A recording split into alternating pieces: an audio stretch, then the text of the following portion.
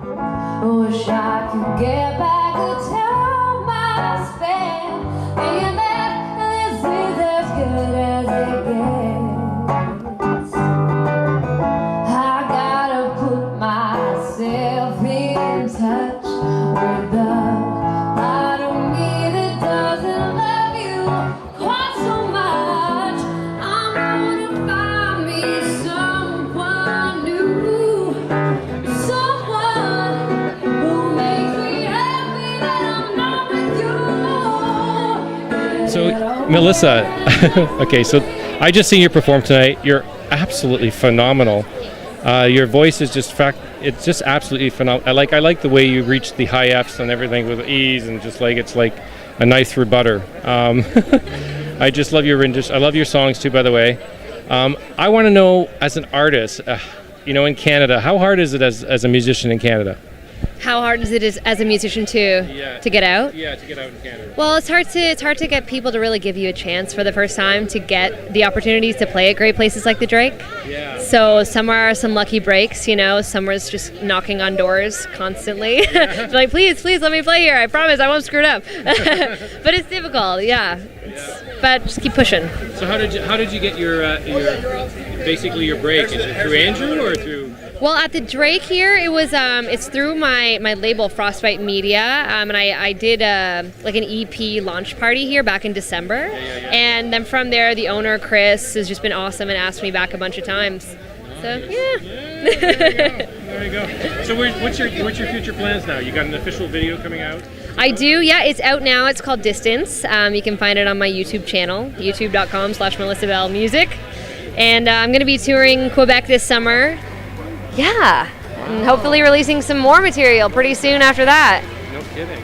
Anything else, like as far as like music, any songs coming out or you haven't worked on, or? Well, I've got a lot of stuff kind of that's ready to be released, kind of, and so I'm anxious because I released an EP back in April, but it's the kind of thing where you want to keep it constantly flowing, because you want to have you want people to be entertained constantly, So I hope to get some more material out pretty soon. So you got a good fan base happening. I see there's a lot of people here tonight too. Were they here for me, or is that just my mom and her friends? Not just your mom. But I think everybody loved the performance. Oh, that's awesome. It's like you're going to build a good fan base here. And some of the stuff that you're doing on ethics and art, like what's your wisdom for new musicians coming out? What's your wisdom on that for them to come out? I guess it's just kind of to stay true to like what you feel inside is what you want to create, and people will try to tell you what you should sound like or pigeonhole you into something, but I feel like you should just do what comes out of you, because whatever makes you feel the best. Yeah. And whatever is like the reason that you love creating music, like just stick to that and you should be okay. So is it like be true to yourself, eh? Yeah, and even if you do a song, a certain way, you'll maybe be more marketable or more radio friendly or whatever. But in the long run, if it pleases you, I think that's the most important thing. Yeah, and pleases your audience as well. Right? Yeah, exactly. And your audience, if they know you, they'll know what you do, and they'll grow with you and be true to also like who you are as an artist. Yeah. And then, as a musician, do you find it like people ever criticize some of your songs sometimes? Probably. Yeah? Have you ever Not heard often of it? to my face. No. I've been pretty lucky not to hear anything like too terrible. But I have been told to pick a genre, kind of like be more specific about what you want to sound like, or put a drum track on this, like make this a little bit more upbeat or whatever, which I totally appreciate criticism all the time. Constructive criticism is what helps you grow. Yeah. But yeah, as long as you still like it at the end of the day, and you didn't make it so that someone else would like it, then I think then you'll be okay. Yeah. Legacy as a musician, like as a professional artist, what do you want to see? What do you see in the future for yourself? Well, for myself, I want to make music that that speaks to people, and that moves them and that makes them feel something within them, because that's my favorite thing about music. And all the songs that have stuck with me throughout my life are like older songs, like the Beatles are my favorite, and just so much of their music speaks to me now, and it did when I was 12, and I'm pretty sure it will when I'm 80 years old. So I want to make that kind of music. Yeah. That's a pretty lofty goal to just say I want to make music like the Beatles, but hey, why not? Something along those lines. Why not? Why not leave a legend like that? do you find that sometimes it's just that there's so much pressure in the music industry for yourself to fit a certain type of stereotype of what music should be, and do you find that it's hard to perform, like as an artist? Sometimes I feel like I'm overly critical when I'm going to write something. So I'm like, oh, what is this sound? Like, what style is this song going to be? And who is going to like it? And will it get on the radio and stuff like that? You know, It is hard in that sense. But then again, I just if I write it and I like the sound of it, I'm like, okay, well then I'll figure out what to do with it. You know, I'm not gonna start writing a song and hold myself back because I don't know which genre I want it to fall into. Just gotta write it. Well, that's the heart of a true artist, though. When you think about it, is to write music for the sake of writing music, not just for the sake of selling it. Yeah, exactly. Well, that's where it started. You know, when I was a little girl just wanting to write music. So it's sometimes it does get hard. I do want to make it in a big scale, but I also want to stay true to myself. Yeah. And it's funny how art works, eh? Like you look at life and you look at art. Like every day, do you feel like if you couldn't sing, it would just devastate you? Yes, I did have a dream once where I actually couldn't sing, like I lost my voice, and it was a nightmare.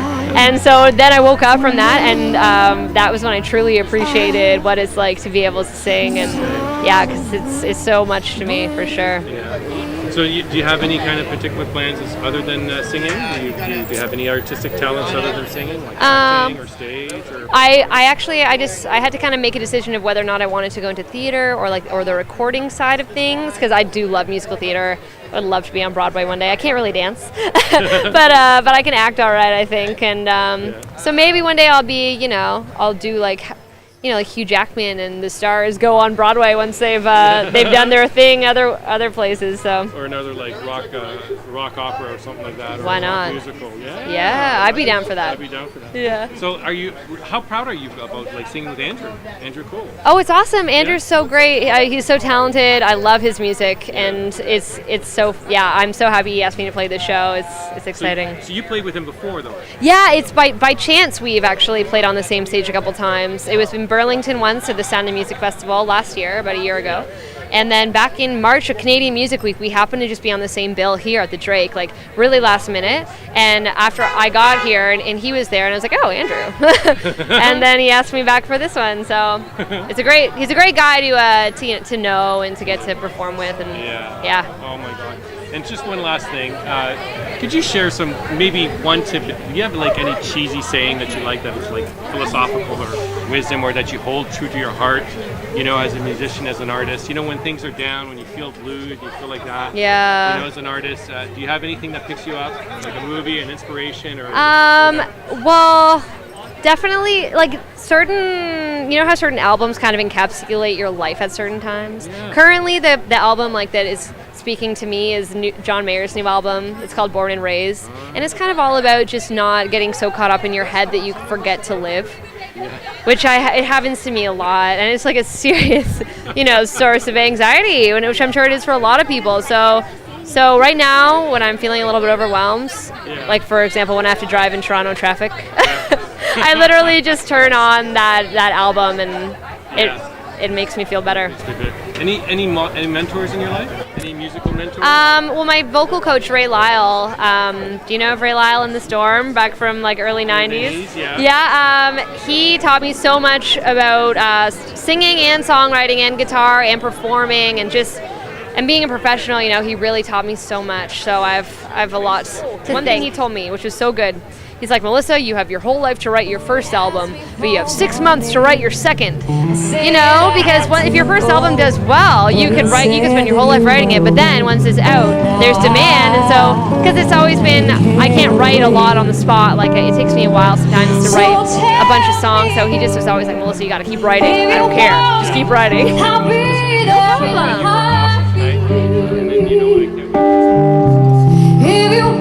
me, I'll be there in a heartbeat. Yeah.